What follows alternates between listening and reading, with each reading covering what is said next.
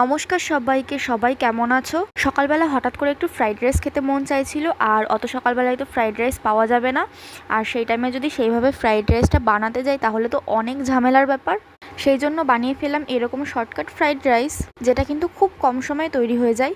আর এই টাইপের রেসিপিগুলো কিন্তু খুব হেলদি হয়, বাচ্চাদের টিফিনেও কিন্তু দেওয়া যায় এবং খুব তাড়াতাড়ি করেও তৈরি হয়ে যায়। আমার হাতের কাছে থাকা যা যা সবজি ছিল আমি তাই তাই দিয়েছি। তোমাদের কাছে যদি আরও সবজি থেকে থাকে তোমরা কিন্তু তাই দিতে পারো।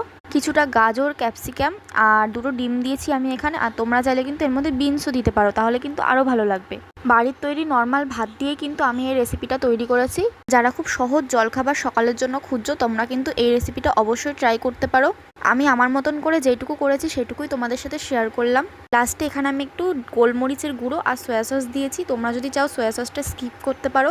আমার আজকের ভিডিওটা এই পর্যন্তই। তোমাদের আজকের এই ভিডিওটা কেমন লাগলো তোমরা কিন্তু অবশ্যই কমেন্ট করে বলো।